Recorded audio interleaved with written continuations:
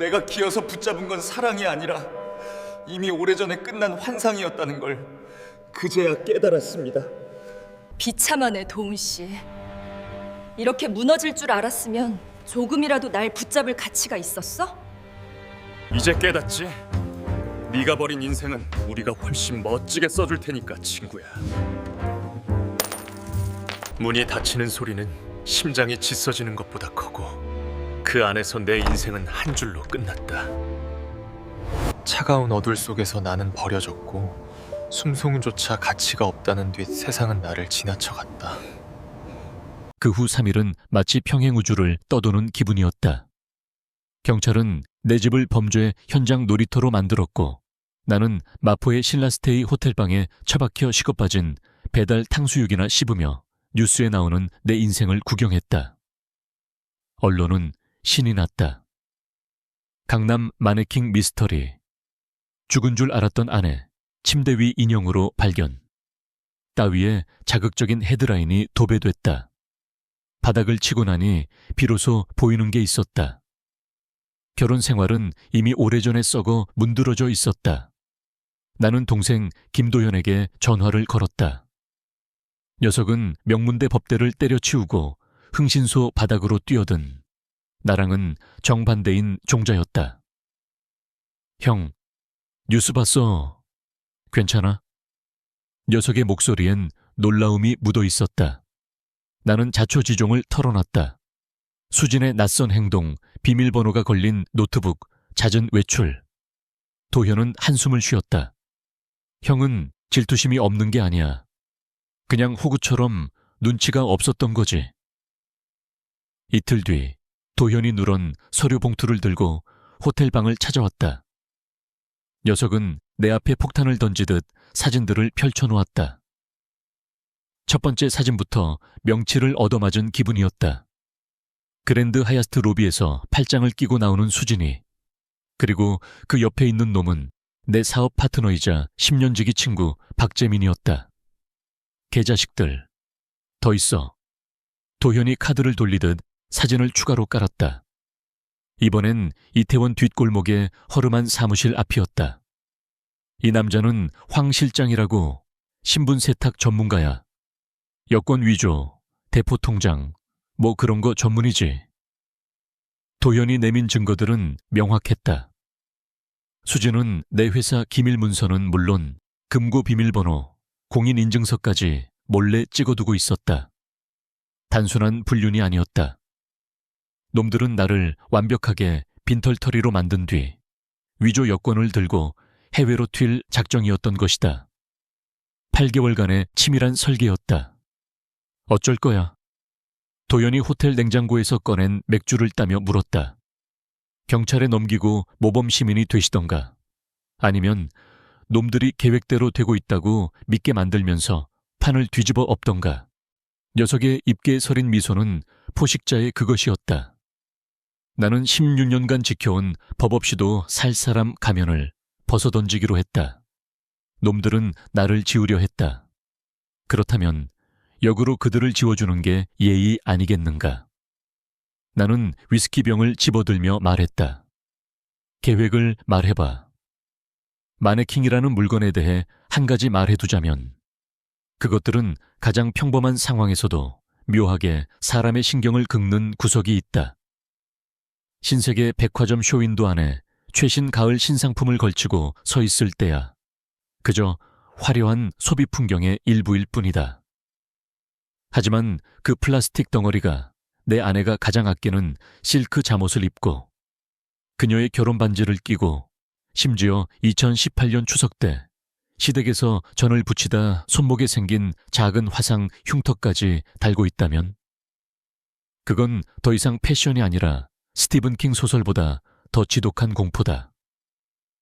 나는 그 기괴한 물체에서 눈을 뗄 수가 없었다.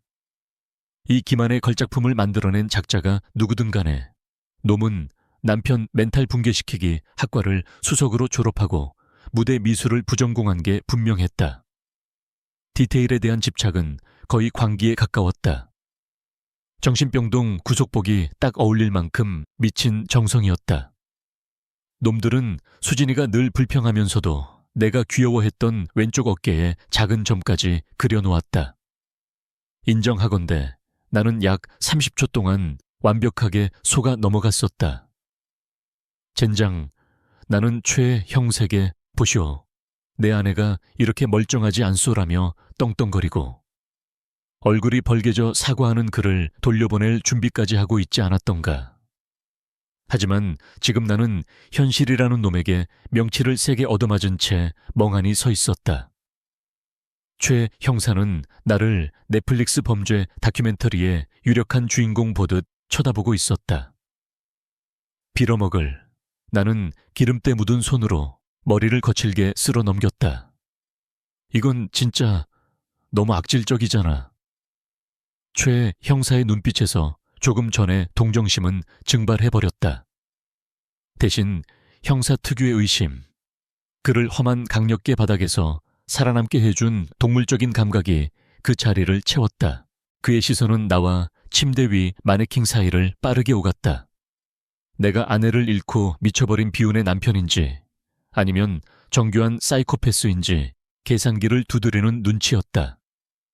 김도훈 씨. 그의 목소리는 언제라도 내가 흉기라도 휘두를까 경계하는 듯 차분하고 절제되어 있었다. 오늘 하루 동선을 처음부터 다시 짚어봅시다. 진짜 아내분, 그러니까 살아 움직이는 이수진 씨를 마지막으로 본 게 정확히 언제입니까? 그건 쉬운 질문이어야 했다.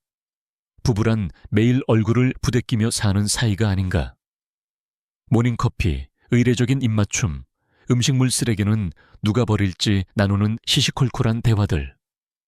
하지만 막상 기억을 쥐어짜려 하자 내 머릿속은 마치 필름이 끊긴 것처럼 뚝뚝 끊겨 있었다. 오늘 아침이요. 대답은 했지만 입 밖으로 뱉는 순간 묘한 위화감이 들었다. 차고로 내려가기 전에 나에게 키스해줬습니다. 머리가 깨질 듯 아프다며 좀 누워있겠다고 했고요. 그게 몇 시였습니까? 10시 아니면 10시 반쯤. 나는 태연한 척하려 애썼지만 댐에 생긴 균열로 물이 새어나오듯 의심이 차올랐다. 그녀가 좀 모르겠군요. 평소랑 달랐어요.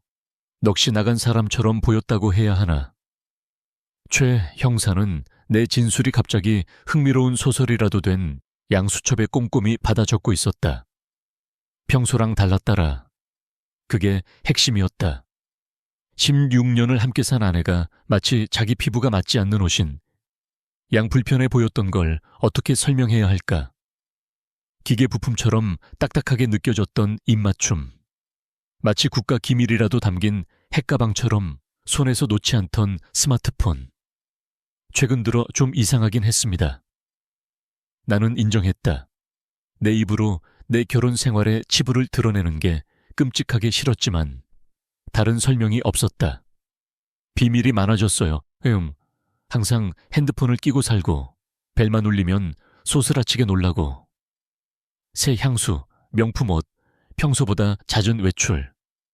다음 달이 결혼기념일이라 뭐 서프라이즈 이벤트라도 준비하는 줄 알았습니다. 여행이라도 가려나 보다 했죠. 초의 형사의 표정은 로맨틱한 여행 따위가 아니라 이혼 전문 변호사와 사설 탐정이 얽힌 진흙탕 싸움을 떠올리는 듯했다. 부부관계에 다른 문제는 없었습니까? 빚이 있다거나 원한 관계라거나. 매뉴얼에 있는 질문들이었지만 폐부를 찌르는 듯 불편했다. 우리 결혼 생활은 솔직히 말해 쇼윈도 부부라는 말이 딱 어울렸다. 아파트 대출금 상황과 중년의 권태로운 일상 사이 어디쯤에서 열정은 식어버린 지 오래였다. 우리는 연인이라기보다 고급 아파트를 공유하는 룸메이트에 가까웠다. 공간과 관리비는 나누지만 그 이상의 감정은 나누지 않는 사이. 하지만 누군가 우릴 해치려 한다. 그건 비약이었다. 그럴 만한 일은 없었습니다. 나는 턱으로 마네킹을 가리키며 말했다. 문제가 좀 있었다 해도 16년차 부부라면 누구나 겪는 권태기 수준이었어요. 죽이네 살리네 싸운 것도 아니고 그냥 서로에게 무관심해진 것뿐입니다. 그때 최 형사의 무정의가 지직거렸다. 지원 병력과 과학수사대가 도착했다는 알림이었다. 이제 내 집은 강남경찰서의 모든 형사와 감식반들이 드나드는 거대한 정거장이 될 판이었다. 나는 창밖을 내다봤다. 옆집 사는 박씨 아저씨가 마당 청소를 팽개치고 담벼락에 붙어 스마트폰을 쳐들고 있었다. 아마 동네 단톡방이나 페이스북에 이 기막힌 상황을 생중계하고 있을 게 뻔했다. 지루한 토요일 오후를 달래줄 이웃집 스캔들만큼 맛있는 안주가 또 어디 있겠는가. 환장하겠군. 나는 씁쓸하게 중얼거렸다. 구더기들이 몰려드는구만. 최 형사도 내 시선을 따라 밖을 보더니 침통하게 고개를 끄덕였다. 어차피 주변 탐문 수사를 해야 합니다. 누군가 수상한 걸 목격했을 수도 있으니까요. 지원 병력을 기다리는 동안 나는 누가 이런 정교한 가짜를 만들었는지 단서를 찾으려 마네킹을 뚫어줘라 관찰했다. 솜씨가 예사롭지 않았다. 이태원 헬로윈 파티용으로 대충 만든 싸구려가 아니었다. 진짜 전문가의 손길이 느껴졌다. 보석. 내가 불현듯 말했다. 저거 진짜 수진이 폐물입니다. 결혼 반지, 작년 크리스마스에 압구정에서 사준 까르띠에 팔찌, 매일 하고 다니던 다이아몬드 귀걸이까지. 최 형사가 눈을 번뜩였다. 확실합니까? 확실합니다. 카드 명세서가 제 앞으로 날아오니까요. 나는 지문이라도 묻을까 조심하며 가까이 몸을 숙였다. 이 말은 이걸 꾸민 놈이 아내의 가장 사적인 물건들에 접근할 수 있었다는 뜻입니다. 멀리서 훔쳐보기만 한 게 아니라 물건을 빼돌릴 만큼 가까이 있었다는 거죠. 아니면 그녀가 제 손으로 줬거나 머릿속 어딘가에서 사악한 목소리가 속삭였다. 어쩌면 이건 외부인의 침입이 아닐지도 모른다. 내부자의 소행일 수도 있다. 사이렌 소리가 가까워지고 있었다. 이웃들이 하나둘씩 집 밖으로 고개를 내밀었다. 앞집 최 여사는 7월부터 말라 비틀어진 화분에 물을 주는 척하며 귀를 쫑긋거리고 있었고, 윗집 대학생들은 베란다로 나와 구경 중이었다. 내 집은 이제 공식적으로 사건 현장이 되었다. 노란 폴리스 라인이 쳐지고 낯선 이들이 내 안방을 헤집고 다니며 내가 이해조차 못한 미스터리의 조각을 찾을 것이다. 김 대표님, 최 형사가 물었다. 오늘 밤 묵으실 곳은 있습니까? 당분간 이 집은 현장 보존을 위해 폐쇄될 겁니다. 내 집에서 쫓겨난다니, 수진과 내가 일구어온 이 공간이 범죄 현장이라니. 동생이 있습니다. 김도현이라고. 연락해 보겠습니다.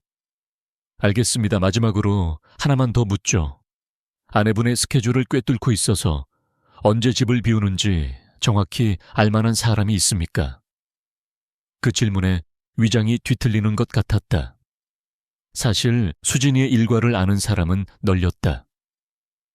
골프 모임 멤버들, 필라테스 강사, 백화점 VIP 라운지 직원들.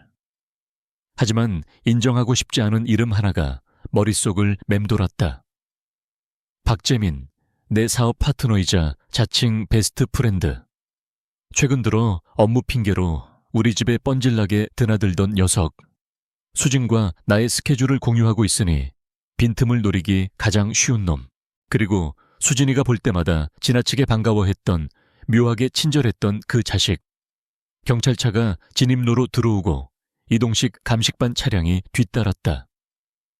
나의 조용한 토요일 오후는 이제 서커스 난장판이 되었고, 나는 그 쇼의 메인 원숭이가 된 꼴이었다. 나는 마지막으로 마네킹을 쳐다봤다. 잠자는 숲속의 공주 흉내를 내며 우리 침대에 누워있는 내 아내의 완벽한 복제품. 누군가 엄청난 공을 들여 이 환상을 만들었다. 대체 왜? 내가 수진이를 죽은 동시에 살아있는 존재로 믿게 만들어서 얻는 게 뭐란 말인가? 만약 나를 속이려는 게 목적이 아니었다면? 어쩌면 내가 이 마네킹을 발견하면 안 되는 거였을지도 모른다. 누군가 다른 사람이 수진이를 찾으러 왔다가 이 가짜를 발견하게 하려던 건 아닐까. 하지만 그렇다면 진짜 내 아내는 어디로 증발한 것일까? 경찰들이 현관으로 들이닥쳤고 최 형사가 그들을 위층으로 안내하는 소리가 들렸다.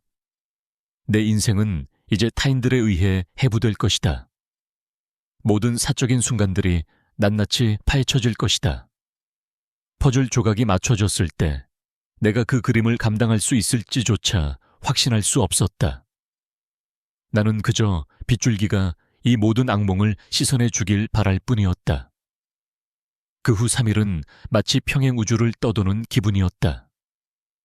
경찰은 내 집을 범죄 현장 놀이터로 만들었고 나는 마포의 비즈니스 호텔방에 처박혀 식어빠진 배달 탕수육이나 씹으며 뉴스에 나오는 내 인생을 구경했다. 언론은 신이 났다. 강남 마네킹 미스터리, 죽은 줄 알았던 아내, 침대 위 인형으로 발견 따위의 자극적인 헤드라인이 도배됐다.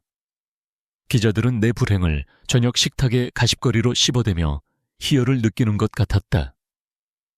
하지만 바닥을 치고 나니 비로소 보이는 게 있었다. 그 썩은 호텔방 천장에 얼룩을 노려보며 나는 내 직감이 수개월 전부터 비명을 질러대고 있었음을 인정했다. 결혼 생활은 이미 오래전에 썩어 문드러져 있었다. 나는 동생 김도현에게 전화를 걸었다. 녀석은 서울대 법대를 때려치우고 흥신소 바닥으로 뛰어든 나랑은 정반대인 종자였다. 형, 뉴스 봤어. 괜찮아? 녀석의 목소리엔 놀라움이 묻어 있었다. 나는 자초지종을 털어놨다. 수진의 낯선 행동, 비밀번호가 걸린 노트북, 잦은 외출. 도현은 한숨을 쉬었다. 형은 질투심이 없는 게 아니야. 그냥 호구처럼 눈치가 없었던 거지. 이틀 뒤 도현이 누런 서류 봉투를 들고 호텔방을 찾아왔다. 녀석은 내 앞에 폭탄을 던지듯 사진들을 펼쳐놓았다. 첫 번째 사진부터 명치를 얻어맞은 기분이었다. 그랜드 하얏트 로비에서 팔짱을 끼고 나오는 수진이. 그리고 그 옆에 있는 놈은 내 사업 파트너이자 10년 지기 친구 박재민이었다. 개자식들. 나는 씹어뱉듯 욕설을 흘렸다. 더 있어. 도연이 카드를 돌리듯 사진을 추가로 깔았다. 이번엔 이태원 뒷골목에 허름한 사무실 앞이었다. 이 남자는 황 실장이라고. 신분 세탁 전문가야. 여권 위조, 대포 통장, 뭐 그런 거 전문이지. 도현이 내민 증거들은 명확했다. 수진은 내 회사 기밀 문서는 물론 금고 비밀번호, 공인인증서, 법인 인감까지 몰래 찍어두고 있었다. 단순한 불륜이 아니었다. 놈들은 나를 완벽하게 빈털터리로 만든 뒤 자금 세탁을 거쳐 해외로 튈 작정이었던 것이다. 8개월간의 치밀한 설계였다. 내가 가장을 위해 뼈 빠지게 일하는 동안 아내는 내 등골을 빼먹을 계획을 짜고 있었던 것이다. 어쩔 거야? 도연이 호텔 냉장고에서 꺼낸 맥주를 따며 물었다. 경찰에 넘기고 모범 시민이 되시던가. 아니면 놈들이 계획대로 되고 있다고 믿게 만들면서 판을 뒤집어 엎던가. 녀석의 입가에 서린 미소는 포식자의 그것이었다. 나는 16년간 지켜온 법 없이도 살 사람 가면을 벗어던지기로 했다. 놈들은 나를 지우려 했다. 그렇다면 역으로 그들을 지워주는 게 예의 아니겠는가. 나는 위스키 병을 집어들며 말했다. 계획을 말해봐. 복수를 설계하는 건 마치 결혼식 준비와 비슷했다. 꽃과 케이크 대신 나를 파멸시키려던 인간들을 어떻게 체계적으로 붕괴시킬지 고르는 것만 다를 뿐. 수진과 재민의 계획은 훌륭했지만 치명적인 약점이 있었다. 그건 바로 내가 여전히 멍청하고 사람 좋은 김도훈으로 남아있을 거라는 착각이었다. 순한 집게도 구석에 몰리면 주인을 무는 법이다. 우선 시체를 연기할 배우가 필요했다. 강세리 대표, 전직 특수부대 출신이자 현재 민간보안업체를 운영하는 그녀는 과거 내가 사업 자금을 대준 빚이 있었다. 죽은 척 해달라고요. 그녀는 수화기 너머로 킬킬거렸다. 도덕적 유연성이 뛰어난 그녀에게 이건 일종의 유희였다. 교통사고, 아주 처참하고 확실하게. 시신 훼손이 심해서 신원 확인이 어렵게. 콜? 그 다음은 집 지하 리모델링이었다.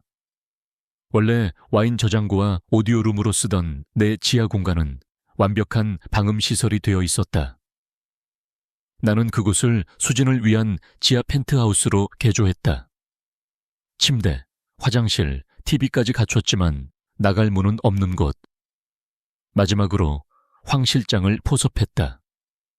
놈의 탈세 기록을 쥐고 흔들자 의리는 순식간에 증발했다. 놈은 수진과 재민이 이번 주말 강원도 국도변에서 위장 사고를 내고 베트남으로 튈 계획이라는 걸 실토했다. 나는 놈에게 두툼한 현금 봉투를 건네며 새로운 시나리오를 쥐어줬다. 토요일 구준비가 내리는 날이었다. 비극적인 사고가 일어나기에 딱 좋은 날씨였다. 나는 차고에서 전화를 기다렸다. 오후 2시 47분 최 형사의 침통한 목소리가 들려왔다. 김도훈 씨, 부인께서 사고를... 나는 병원으로 달려가 오열하는 연기를 완벽하게 수행했다. 강세리의 솜씨는 일품이었다. 처참하게 구겨진 차량, 그 주변에 흩어진 수진의 명품백과 보석들, DNA 감식 결과, 물론 조작해두었다. 그 시각 약 50km 떨어진 접선 장소에서 황 실장은 전혀 다른 화물을 싣고 있었다. 탈출을 꿈꾸던 내 아내는 황 실장이 건넨 드링크를 마시고 잠들어 내 집 지하 밀실로 배달되었다. 수진이 눈을 떴을 때 그녀는 공식적으로 이 세상 사람이 아니었다. 장례식은 목요일 시신 훼손을 이유로 관 뚜껑을 닫은 채 진행될 예정이었다. 동네 사람들은 위로의 뜻으로 화환과 과일 바구니를 보내왔다. 그들은 비운의 호라비가 된 나를 동정했지만 그 죽었다던 아내가 지금 내 집 지하에서 CCTV로 자신의 장례식 준비 과정을 지켜보고 있다는 사실은 꿈에도 모를 것이다.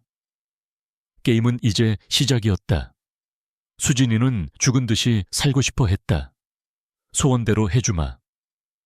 단, 그 죽은 듯한 삶이 어떤 건지 뼈저리게 느끼게 해줄 생각이었다. 나는 16년간의 거짓말에 대한 이자를 아주 톡톡히 받아낼 참이었다. 결국 수진은 나를 자기 인생에서 지워버리기로 결정했을 때 이미 선택을 내린 셈이었다. 나는 그저 이자까지 쳐서 그 친절을 돌려주고 있을 뿐. 환영해 자기야. 새로운 인생을 즐기길 바라. 누군가의 세상이 실시간으로 무너져 내리는 꼴을 지켜보는 건 묘하게 짜릿한 구석이 있다. 특히 그 누군가가 내 파멸을 위해 몇 달을 공들인 사람이라면 더더욱 업보라고 부르든 정의라고 하든 아니면 구식 복수극이라고 하든 상관없다. 나는 수진의 그 완벽했던 탈출 계획이 최악의 악몽으로 변해가는 과정을 1초도 놓치지 않고 즐기고 있었으니까. 수진은 저녁 6시쯤 깨어났다. 황 실장이 그녀를 내 맞춤형 스위트룸에 배달하고 4시간 정도 지난 후였다. 나는 CCTV를 통해 그녀를 지켜보고 있었다. 지난 몇 달간 내 앞에서는 한 번도 보여준 적 없는 평온한 표정으로 잠들어 있었다. 사람은 자기가 원하는 걸 다 가졌다고 착각할 때 저렇게나 풀어지는구나 싶었다. 그녀가 눈을 뜨자마자 한 첫 번째 행동은 재민 씨 하고 부르는 거였다. 마지막 의식의 순간에 누구를 떠올리고 있었는지 아주 명확해지는 대목이었다. 16년을 함께 산 남편도 아니고 두고 떠나는 인생도 아니고 오직 새 남자친구와 그들의 빛나는 미래뿐이었던 거지. 글쎄, 자기야, 그 미래가 방금 대폭 수정됐는데 어쩌나. 마침내 정신을 차리고 주위를 둘러본 수진의 얼굴에 떠오른 당혹감은 정말이지 돈 주고도 못 볼 구경거리였다. 여긴 분명 그녀가 기대했던 안전 가옥도 전용기도 아니었으니까.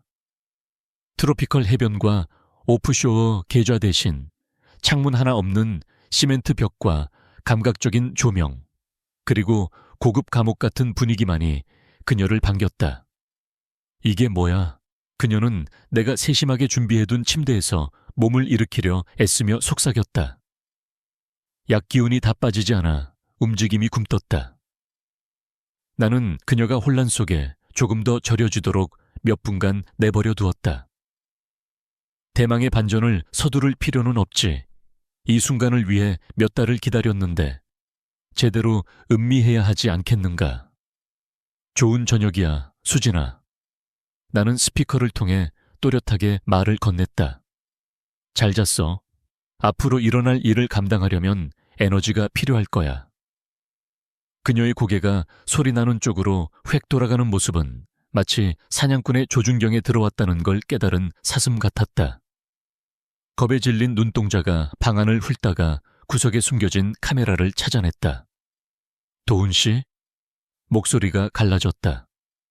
그 짧은 단어 안에 16년의 결혼 생활이 다 들어 있었다.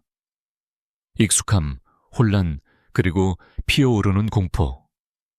도훈 씨, 이게 다 뭐야? 여기가 어디야? 당신이 딱 원하던 곳이지. 나는 위층 서재 의자의 등을 기대며 대답했다. 마치 가장 좋아하는 드라마를 시청하듯이. 세상에서 죽은 사람, 새 출발, 완전히 새로운 인생. 축하해. 원하던 걸 다 가졌네. 나는 모니터 화면을 전환해 그녀의 사망 소식을 다루는 지역 뉴스를 틀어줬다. 사고 현장 영상과 이웃들의 충격 어린 인터뷰가 흘러나왔다. 앵커는 언론고시 학원에서 배운 듯한 엄숙한 톤으로 사랑받던 이웃의 비극적인 죽음을 전하고 있었다. 아, 그리고 다른 소식도 있어. 나는 대화하듯 말을 이었다. 당신 장례의식은 목요일이야. 시신 상태 때문에 관뚜껑은 닫고 하기로 했어. 아주 품위 있는 예식이 될 거야. 꽃장식도 당신 마음에 들 텐데. 인수진은 공포에 질려 화면을 응시했다. 자기 자신의 죽음이 보도되는 걸 지켜보는 기분이 어떨까? 마치 평행 우주를 목격하는 기분일까? 그녀는 떨리는 손으로 벽을 짚으며 존재하지 않는 출구를 찾고 있었다. 이건 미친 짓이야. 약 기운이 가시면서 목소리에 힘이 실렸다. 날 여기 가둬둘 순 없어. 사람들이 날 찾을 거야. 재민 씨가 가만히 안 있을 거라고. 재민이가 뭘 어쩐다고. 나는 진심으로 궁금해서 물었다. 재민이는 당신이 죽은 줄 알아. 기억 안 나? 그게 계획이었잖아. 당신들 계획. 차이점이 있다면 당신은 코스타리카 해변에서 모히토를 마시는 대신 자기 장례식을 일렬에서 직관하게 됐다는 것뿐이지. 나는 화면을 바꿔 재민의 오피스텔을 보여줬다. 내 사업 파트너 녀석은 갇힌 짐승처럼 거실을 서성이고 있었다. 미친 듯이 황 실장에게 전화를 걸어대지만 돌아오는 건 음성 사서한 뿐. 불쌍한 자식. 놈은 자기의 완벽한 설계가 자기보다 체스 실력이 한 수 위인 사람에게 하이제킹 당했다는 걸 꿈에도 모르고 있었다. 잘 봐, 수진아. 나는 당황한 재민의 얼굴을 주민했다. 저게 당신이 나 대신 선택한 남자야. 우리 결혼을 박살내면서까지 함께하고 싶어 했던 그 남자.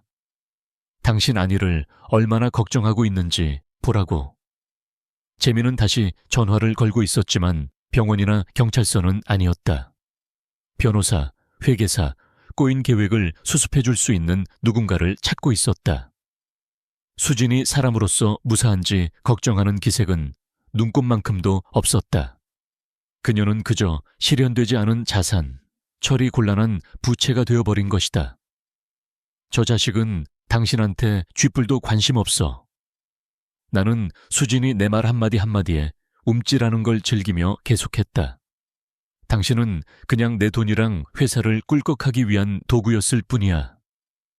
계획이 틀어지니까 자기 살 길 찾느라 바쁜 거 안 보여? 진실은 물리적인 폭력처럼 그녀를 강타했다. 얼굴에 서서히 떠오르는 깨달음. 그녀가 나만큼이나, 아니 어쩌면 더 비참하게 이용당했다는 사실.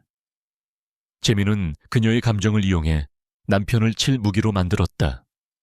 그리고 무기가 불발되자 가차없이 손절매를 하고 있었다. 거짓말이야. 수진이 말했다. 하지만 확신 없는 목소였다. 그녀도 화면 속 재민에게서 내가 보고 있는 것과 똑같은 이기적인 공포를 읽었기 때문이다. 거짓말 같아? 그럼 확인해 보자고. 나는 또 다른 카메라 피드를 띄웠다.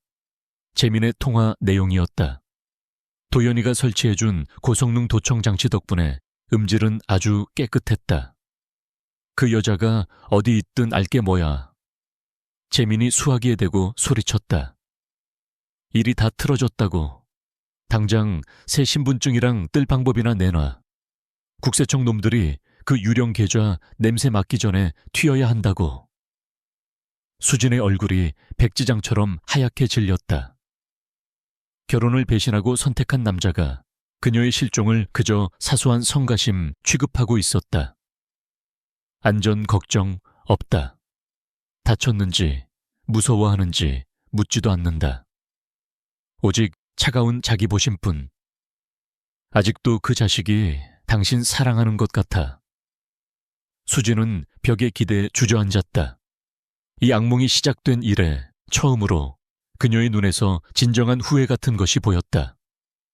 잡혀서 억울한 게 아니라, 계획이 실패해서 아쉬운 게 아니라, 여기까지 오게 만든 자신의 선택들에 대한 후회. 왜? 그녀가 속삭였다. 왜 그냥 이혼하지 않았어? 재산 반 나누고 끝낼 수도 있었잖아. 반? 나는 헛웃음을 터뜨렸다. 수진아, 넌 나한테 반만 남겨줄 생각이 없었잖아. 넌 전부 다 가져가고 날 증발시킬 작정이었지. 내 회사 서류 찍어간 사진들, 신분 세탁 전문가랑 만난 거, 재민이가 만든 유령 계좌들. 넌 나를 완전히 지워버리려고 했어. 나는 마이크에 대고 또박또박 말했다. 그래서 나도 똑같이 해주는 거야. 세상에서 죽은 사람이 되고 싶어 했지. 축하해. 당신은 공식적으로 사망했고, 매장됐고, 애도 받았고, 잊혀졌어. 당신 옛 인생은 계획대로 끝났다고. 단지 새 인생의 숙소가 좀 다를 뿐이지. 수진은 이제 울고 있었다. 자신의 정교한 계획이 결국 스스로를 가두는 감옥이 되었음을 깨달은 것이다. 그녀가 한 모든 선택, 거짓말, 배신이 그녀를 이 창문 없는 방으로 이끌었다. 세상은 그녀 없이도 잘 돌아갈 것이다. 제발. 그녀의 목소리가 부서졌다. 제발, 도훈 씨.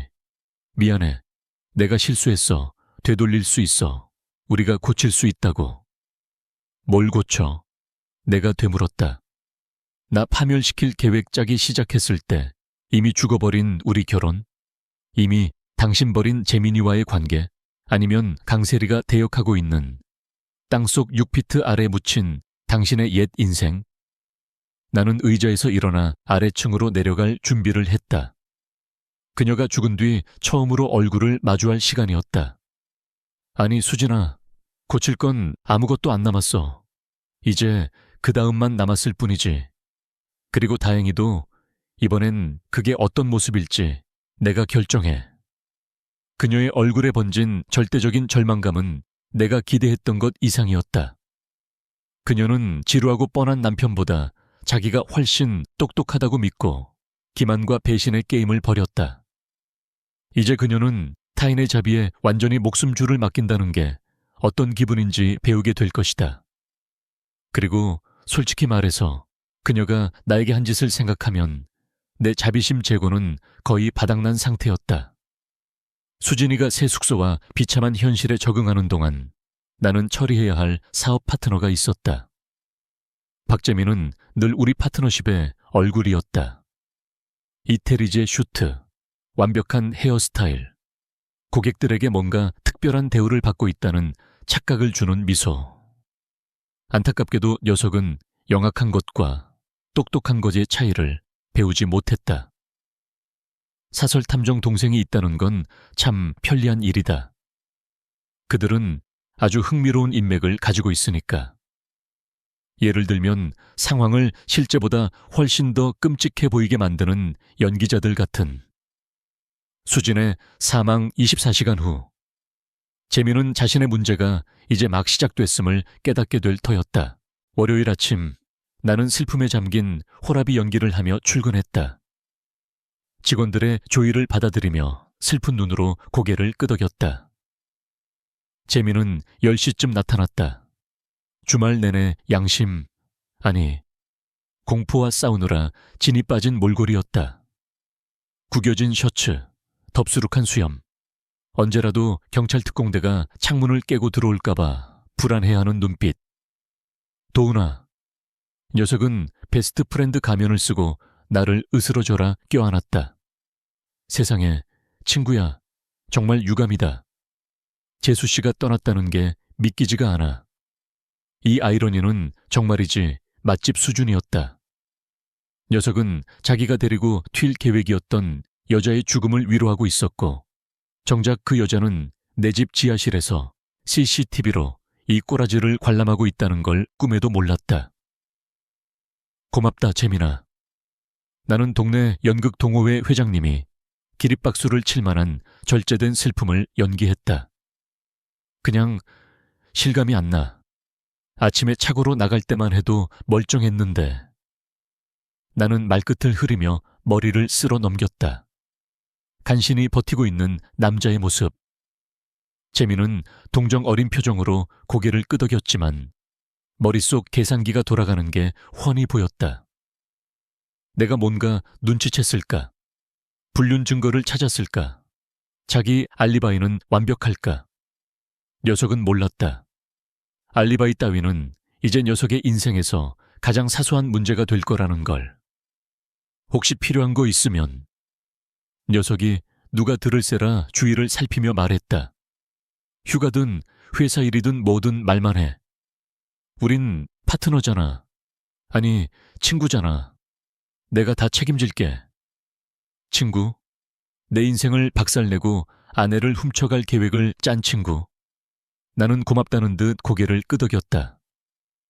그날 오후 재민이 점심 식사를 하러 간 사이 첫 번째 폭탄이 터졌다. 싸구려 양복을 입은 남자 둘이 사무실에 들이닥쳐 배지를 번쩍이며 재민의 최근 금융거래 내역을 요구했다. 도현이가 섭외한 배우들이었다. 위조 신분증과 그럴싸한 서류로 무장한 그들은 사기칠 생각이 없는 사람 정도는 가볍게 속일 수 있었다. 금융범죄 수사팀에서 나왔습니다.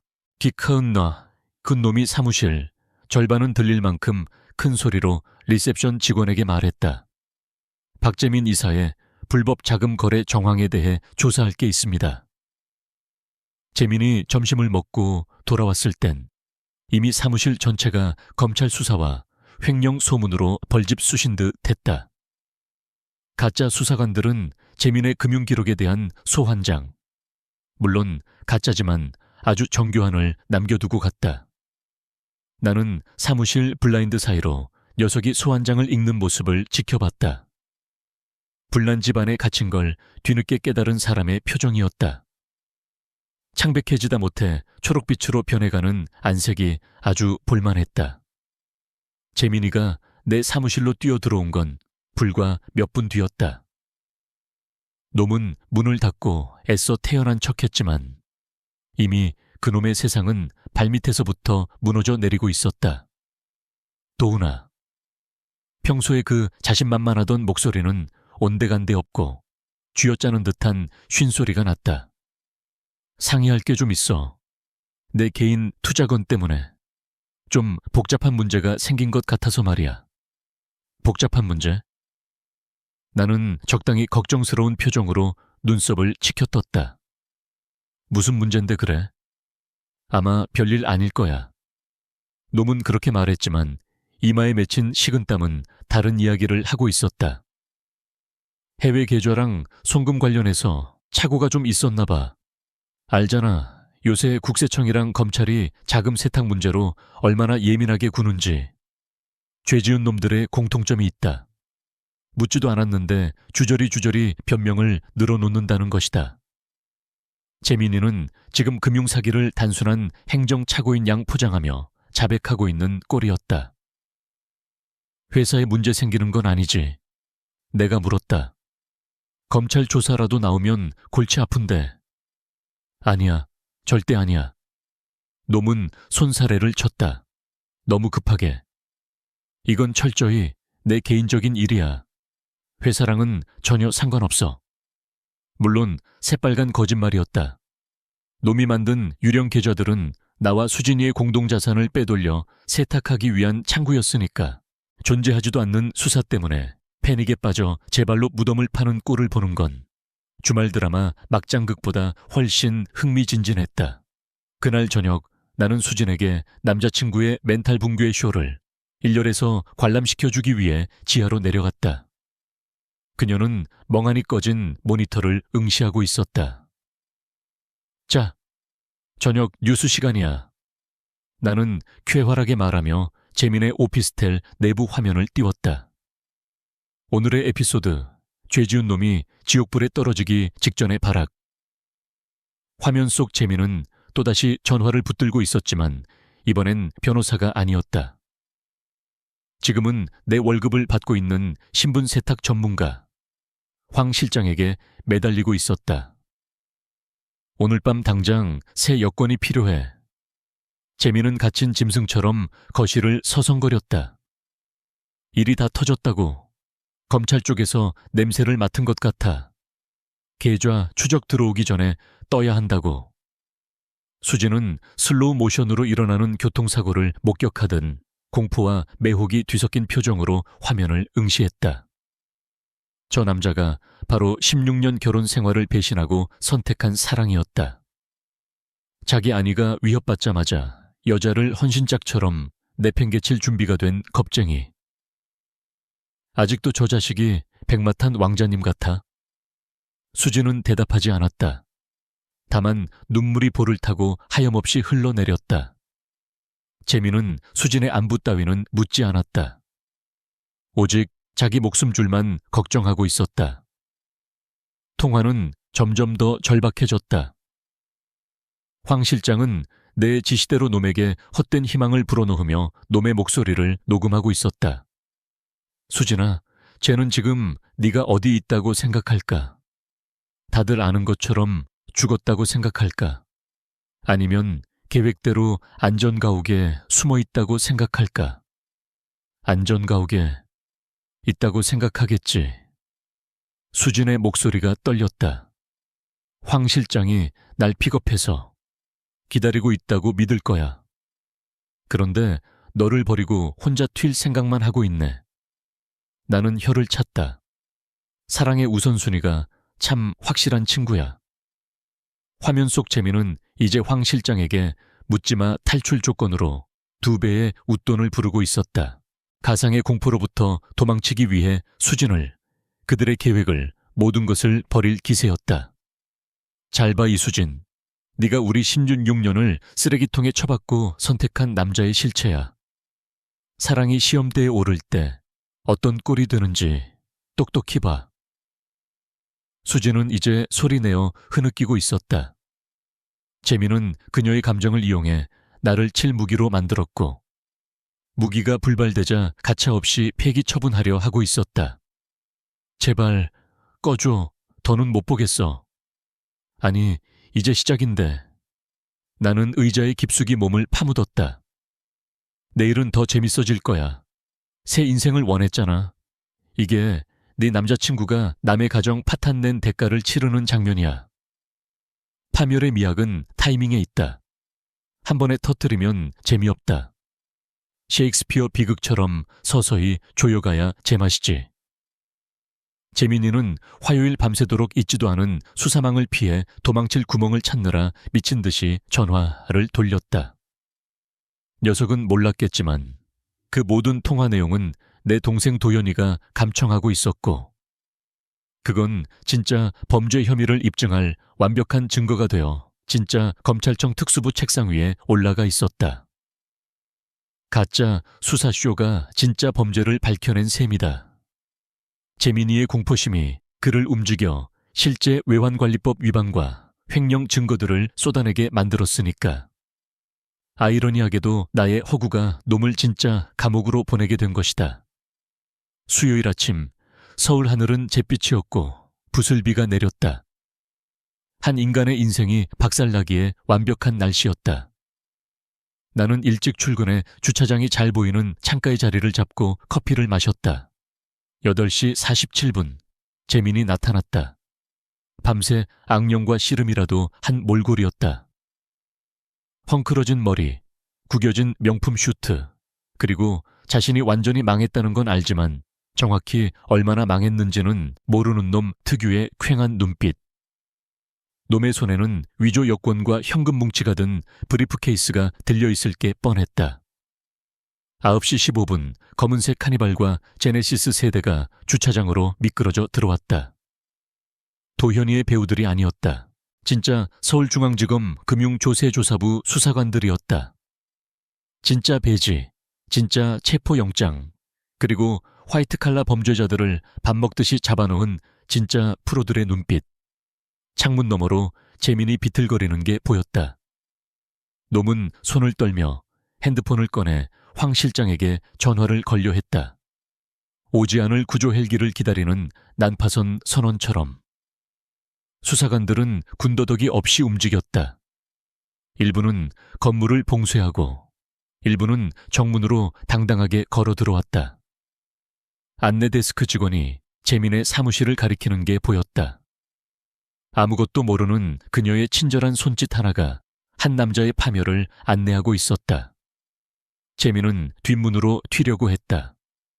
액션 영화라도 찍는 줄 아는 모양인데 겁에 질린 기린처럼 허우적거릴 뿐이었다.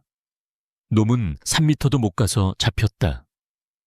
수사관들은 정중하지만 단호하게 미란다 원칙을 고지했다. 횡령, 배임, 조세포탈, 범죄 수익, 은닉 규제법 위반. 수갑이 채워지는 순간 재민의 표정은 가관이었다. 공포와 체념이 뒤섞인 그 얼굴. 놈은 사무실을 둘러보며 누군가 몰래카메라였습니다 하고 외쳐주길 바라는 눈치였지만 현실은 차가운 수갑의 감촉뿐이었다. 도훈아, 끌려나가던 놈이 나를 보고 비명을 질렀다. 도훈아, 나 좀 도와줘. 변호사한테 연락 좀 해줘. 이거 다 오해라고. 나는 복도로 나와 충격받은 표정을 연기했다. 재민아, 이게 다 무슨 일이야? 어? 그 해외 계좌 때문에 그래. 노문 직원들 다 보는 앞에서 제 입으로 범죄 사실을 떠들고 있었다. 다 오해라고. 내가 설명할 수 있어. 수사관 한 명이 나를 쳐다봤다. 김도훈 대표님이십니까? 피의자와 동업관계신이 추후 참고인 조사가 필요할 수 있습니다. 물론이죠. 나는 선량한 시민의 얼굴로 대답했다. 수사에 적극 협조하겠습니다. 나는 재민이 불법을 저질렀는지 전혀 몰랐다는 듯이 굴었다. 기술적으로는 사실이었다. 내 돈을 훔치려던 건 알았지만 그 돈 세탁 스케일이 저렇게 클 줄은 나도 몰랐으니까. 재민은 카메라 플래시 세례를 받으며 검찰 차량에 구겨져 들어갔고 그날 낮 12시 뉴스 헤드라인을 장식했다.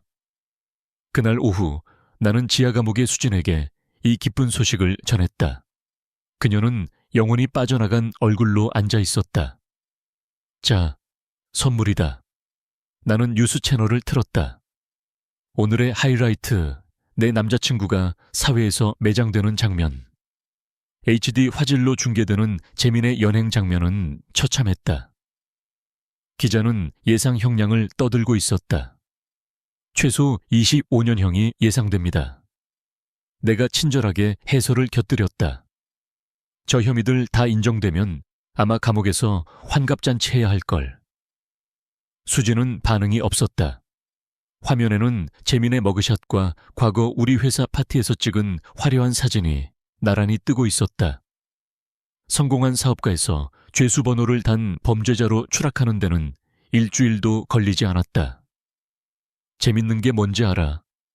내가 의자에 앉으며 말했다. 저건 다 재민이 스스로 저지른 짓이야. 난 그저 검찰이 저놈을 들여다볼 이유만 만들어줬을 뿐이지. 횡령, 탈세, 돈 세탁, 다 저 자식이 한 짓이라고. 뉴스에서는 수사관 인터뷰가 나왔다. 피의자는 형량을 줄이기 위해 공범들에 대해 진술할 가능성이 높습니다. 나는 얼어붙은 수진을 쳐다봤다. 보이지? 재민이는 형량 좀 깎아보려고 닥치는 대로 불 거야. 너까지 포함해서. 근데 어쩌나 너는 공식적으로 사망하셨는데 죽은 사람은 기소할 수도 감옥에 보낼 수도 없잖아. 넌 저 자식한테 감사 편지라도 써야 해. 내가 널 죽은 사람으로 만들어준 덕분에 넌 감옥행을 면한 거야. 처음으로 수진이 나를 똑바로 쳐다봤다. 왜? 그녀의 목소리는 바람 빠진 풍선 같았다. 왜 이렇게까지 해? 그냥 경찰에 신고했으면 됐잖아. 왜냐하면 나는 그녀의 눈을 깊이 들여다보며 말했다. 신고했으면 넌 변명할 기회를 얻었을 테니까. 피해자 코스프레를 했겠지. 하지만 이렇게 하면 넌 네가 원했던 모든 게 제가 되어 사라지는 걸 목격하게 되잖아. 그리고 그게 다 내 선택이었다는 걸 뼈저리게 알게 될 테니까. 2주. 수진이 무너져서 나를 찾기까지 걸린 시간이었다. 그녀는 2주 동안 지하 독방에서 자신의 옛 인생이 붕괴되는 꼴을 지켜보며 사랑이라 믿었던 게 얼마나 허망한 거짓이었는지 곱씹어야 했다. 솔직히 말해 생각보다 오래 버텼다. 인터컴을 통해 들려온 그녀의 목소리는 엉망이었다. 도은 씨, 제발 얼굴 좀 보고 얘기해. 부탁이야. 나는 1시간을 더 기다리게 한 뒤 철문을 열었다. 침대 모서리에 앉아있는 그녀는 지옥에서 막 기어나온 몰골이었다. 햇빛을 못 보고 강남 사모님의 필수품인 스킨케어도 못 받은 얼굴은 푸석했고 머리는 떡져 있었다. 내가 아침에 키스했던 그 여자의 광채는 온데간데 없었다. 할 말 있어? 나는 짐짓 무심하게 물었다. 그녀가 고개를 들었다. 20년 전 내가 사랑했던 불안하고 연약한 여자의 모습이 스쳐 지나갔다. 왜? 이혼이 아니라 복수였어. 그냥 재산 반 떼어가고 끝낼 수도 있었잖아. 이혼은 문명인들이나 하는 거니까. 내가 대답했다. 이혼은 서로 존중이 남아있을 때나 가능한 거야. 넌 나를 소모품 취급했어. 대화도 노력도 없이 그냥 나를 지우개로 지우듯 없애버리려 했잖아. 내 돈 챙기고 내 회사 무너뜨리고 내 파트너랑 도망가려 했지. 알아, 내가 잘못했어. 그녀가 오열해랬다. 하지만 이렇게 가둬둔다고 우리가 예전으로 돌아갈 수 있는 건 아니잖아. 돌아가? 누가 돌아가고 싶대? 나는 진심으로 정색했다. 우리 결혼은 거짓말 위에 지은 모래성이었어. 난 그딴 거 다시 가질 생각 추호도 없어. 그럼 원하는 게 뭐야? 네가 느끼길 바랐어. 내가 조용히 말했다. 믿었던 사람한테 인생이 통째로 부정당하는 기분이 어떤 건지, 진짜라고 믿었던 모든 게 싸구려 연극이었다는 걸 깨닫는 순간의 비참함을 충분히 느꼈어. 정말 미안해, 도훈 씨. 그녀의 사과는 처음으로 진심처럼 들렸다. 자, 이제 선택해. 나는 몸을 앞으로 숙였다. 옵션 하나, 영원히 죽은 사람으로 여기서 산다. 밥 주고 재워줄게. 책도 넣어주지. 세상 그 누구도 널 찾지 않을 거야. 그녀의 눈이 공포로 커졌다. 옵션 둘, 진짜로 증발시켜줄게. 새 신분, 새 이름으로 아무도 모르는 곳에 가서 살아. 살려는 드릴게. 대신 넌 내 과거, 이름, 가족, 그리고 우리 딸 지우까지 영원히 잃는 거야. 지우. 딸아이의 이름이 나오자 그녀가 무너져 내렸다. 지우는 지금 대학 학 2학년, 엄마가 사고로 죽은 줄 알고 매일 밤 울고 있었다. 지우, 수진이 속삭였다. 내 딸 잘 지내? 괜찮아? 잘 지내. 슬퍼하고 있지만 네가 생각하는 것보다 훨씬 강한 아이야. 사진이라도 볼 수 있을까? 그냥 잘 크고 있다는 것만이라도. 이거였다. 내가 기다리던 대답. 만약 옵션 2를 선택해서 영원히 우리 앞에 나타나지 않는다면 1년에 몇 번 사진은 보내줄게. 지우가 웃고 있는 모습, 졸업하는 모습.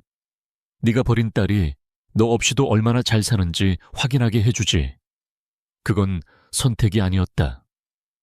종신형과 유배형 중 하나를 고르라는 최후 통첩이었다. 하지만 그녀는 알았다. 그게 그녀가 내게 주려던 것보단 훨씬 자비로운 제안이라는 걸. 결정했어. 그녀가 눈물을 닦으며 나를 올려다봤다. 내 딸 크는 모습, 사진으로라도 보고 싶어. 떠날게.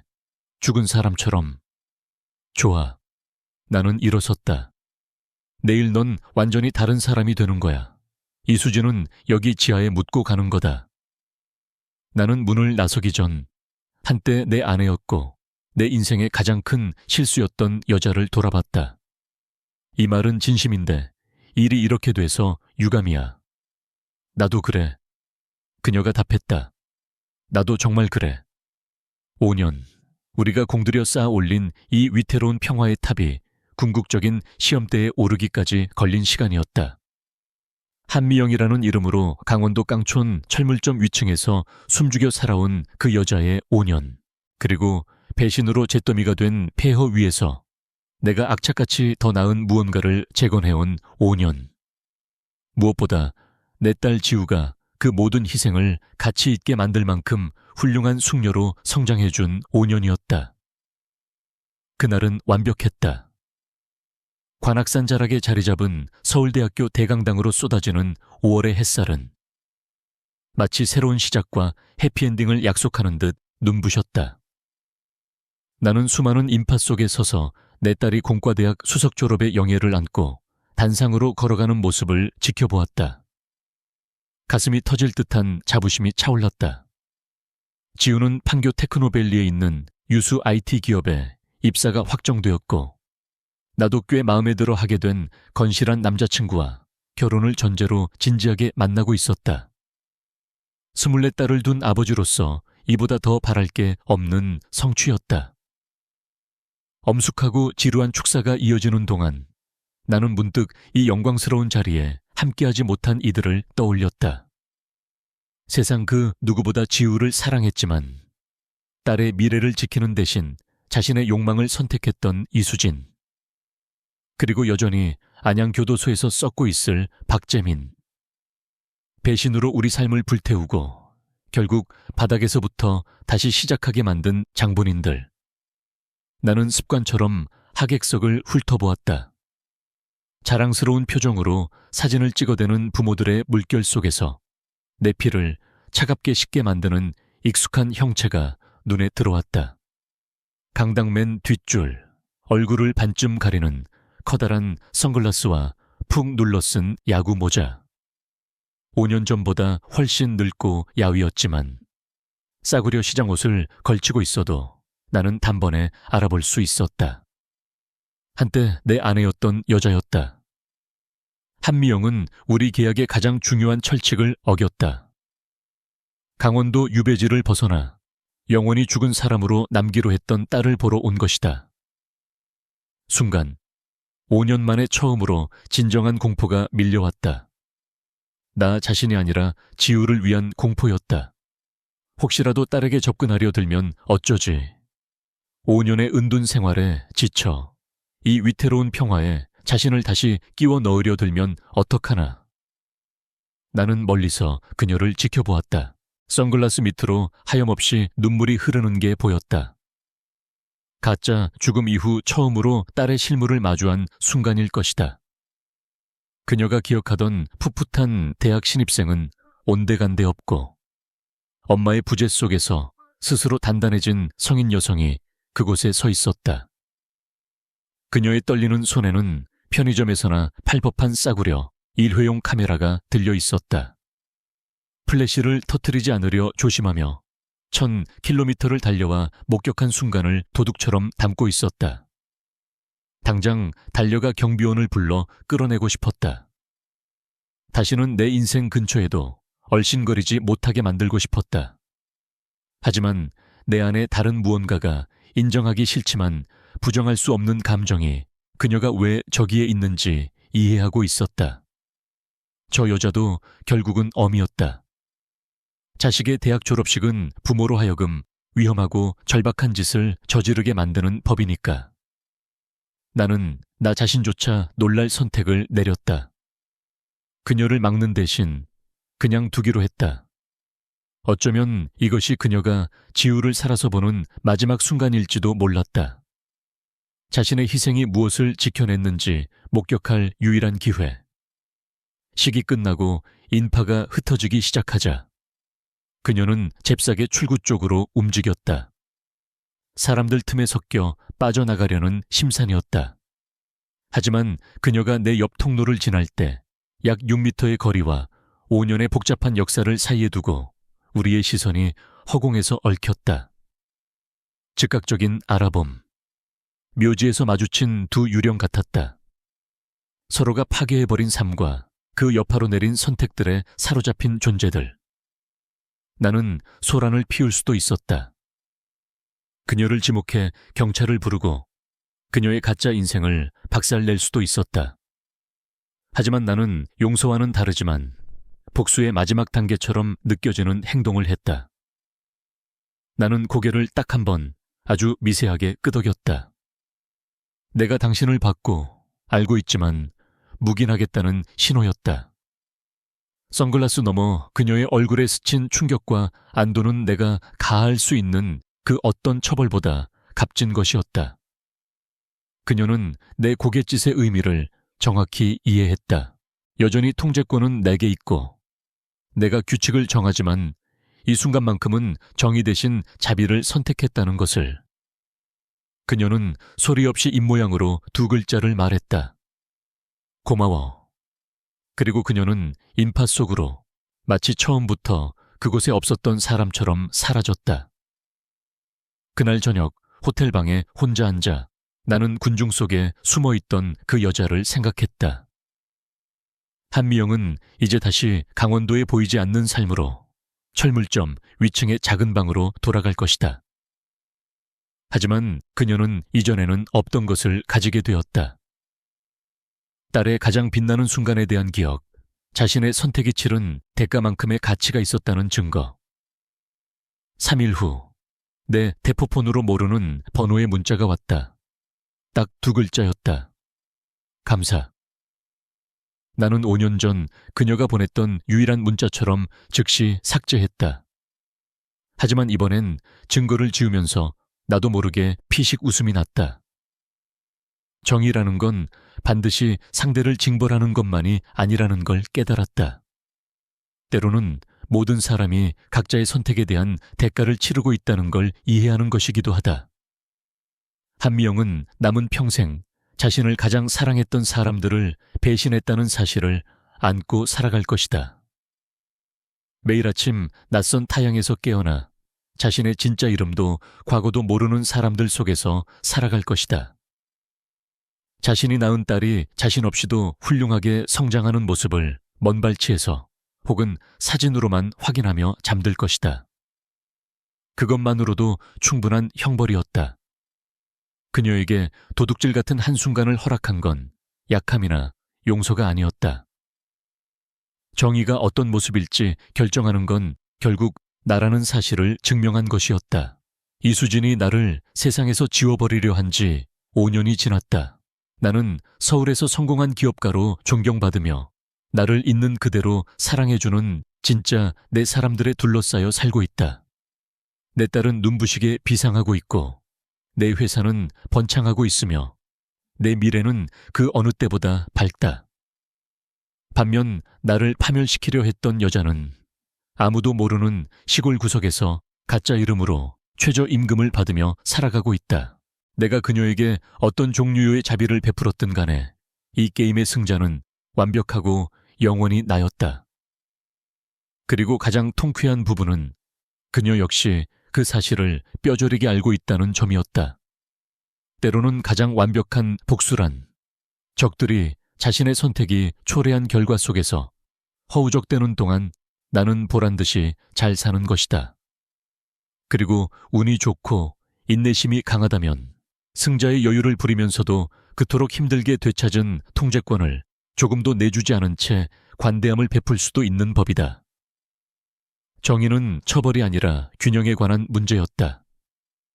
그리고 5년에 걸친 치밀한 설계 끝에 마침내 저울의 추는 정확히 있어야 할 곳에 멈춰 섰다. 복수란 무엇일까요? 사람들은 흔히 눈에는 눈, 이에는 이를 떠올리지만 제가 겪은 5년의 시간 끝에 내린 결론은 조금 다릅니다. 진정한 복수는 상대를 파괴하는 것이 아니라 무너진 내 삶의 균형을 되찾는 과정이었습니다. 가끔 그날 밤 제 침대에 누워있던 그 기괴한 마네킹을 떠올립니다. 처음엔 공포였고 분노였지만 지금 와서 생각해보면 그건 우리 부부의 가장 솔직한 자화상이 아니었나 싶습니다. 껍데기는 화려하고 완벽해 보이지만 그 안에는 온기도 심장도 영혼도 없는 플라스틱 인형. 어쩌면 수진이와 저는 그 사건이 터지기 훨씬 전부터 서로에게 이미 마네킹이었는지도 모릅니다. 서울이라는 차가운 도시에서 우리는 각자의 욕망을 좇느라 가장 가까운 사람의 눈빛이 변해가는 것을 놓치고 맙니다. 신뢰라는 것은 유리와 같아서 한번 금이 가면 아무리 정교하게 붙여도 예전처럼 투명해질 수 없더군요. 저는 그녀를 감옥에 보내는 대신 기억이라는 감옥에 가두는 형벌을 택했습니다. 자신이 벌인 행복이 얼마나 찬란했는지 평생 지켜만 봐야 하는 형벌 말입니다. 잔인한가요? 글쎄요. 그녀는 딸을 살리기 위해 자신의 이름을 버렸고 저는 딸을 지키기 위해 그녀를 지웠습니다. 우리는 각자 선택의 무게를 짊어지고 살아갈 뿐입니다. 여러분의 곁에 있는 사람은 안녕하십니까? 혹시 익숙함에 속아 소중한 사람을 마네킹처럼 대하고 있지는 않나요? 오늘 밤 집에 돌아가신다면 아내의 눈, 남편의 손, 아이의 미소를 한 번 더 자세히 들여다보시길 바랍니다. 진짜 비극은 사고처럼 닥쳐오는 게 아니라 무관심 속에서 조용히 자라나는 법이니까요. 제 이야기가 여러분의 삶에 작은 파동이라도 일으켰다면 좋겠습니다. 타인의 비극을 통해 삶의 본질을 들여다보는 시간, 다음에도 가슴 서늘하지만 뜨거운 이야기로 찾아오겠습니다. 구독과 좋아요는 제가 또 다른 인생의 이야기들을 수집해오는데 큰 힘이 됩니다. 감사합니다.